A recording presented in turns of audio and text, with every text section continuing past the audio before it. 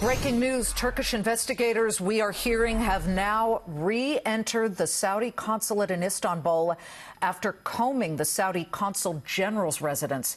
Turkish news agencies report that police wanted to re-inspect a water well at the garden of the residence, ostensibly looking perhaps for any bodily fluids from this horrific story. All this as Turkish media reports gruesome audio tapes of missing columnist Jamal Khashoggi and his last moments.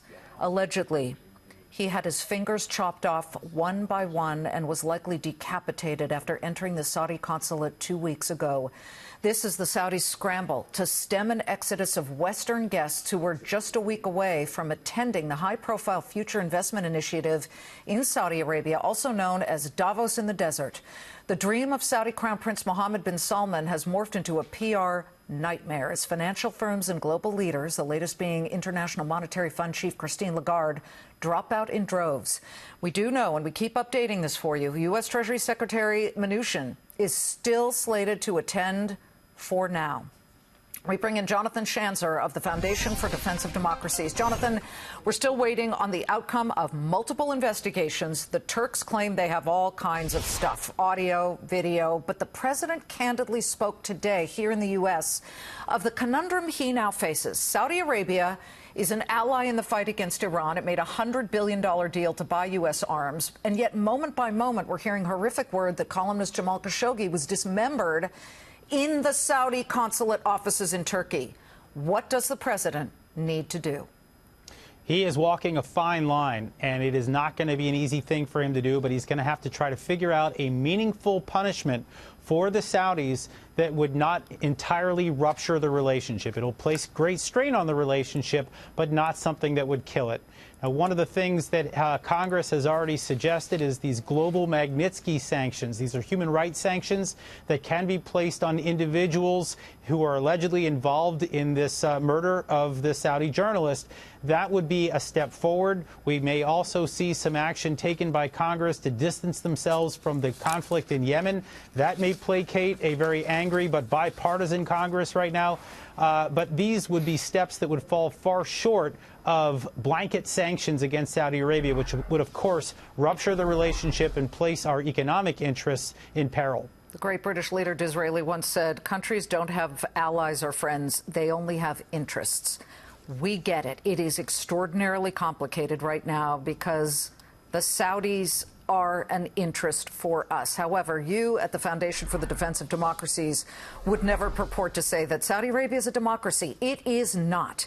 These kinds of things do not happen in democracies. Do we need to start handing down some sanctions? And is there a way to do that, Jonathan, without totally destroying the alliance?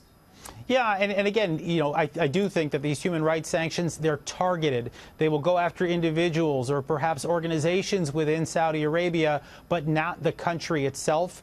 This is actually already put in motion by a letter that was penned to the president from 22 senators last week calling for an investigation. It gives the president about 4 months to determine whether or not these sanctions are applicable. I think the president probably needs to move quickly and to impose these sanctions as soon as we have some clarity on what happened. Like the problem, what, the of course, Magnitsky Act, which of course prevents foreigners who are accused of human rights violations of getting U.S. visas. I mean, Lindsey Graham, the senator from South Carolina, said, and I quote, "We should sanction the hell out of the Saudis." Right. Well, if you want to go ahead and do that, then you can put some of our weapons contracts on the line. You can put oil on the line. You could potentially have the unraveling of global oil markets. These are things that I'm not sure the United States is prepared to do, not even a very angry bipartisan Congress. Again, I think the trick here is to find a way of punishing Saudi Arabia that's meaningful, but not in a way that's going to come back and hit us in the face. Well, they can threaten to weaponize oil, but we just hit a record when it comes to domestic production, 11.2 million barrels a day of output. And that's certainly encouraging, is it not? I mean, we still import 800,000 barrels a day of Saudi oil, but the more we change the balance here, the better it is. But we don't want to continue to be dependent entirely on fossil fuels, even if we find them here. That's right. I mean, I think, look, if people are really looking to break this relationship, and I'm not sure that's a great idea, but if they are, then the key is to get off of oil entirely. That has been the reason that we have maintained this relationship with Saudi as long as we have, despite all the ups and downs in 9/11, et cetera.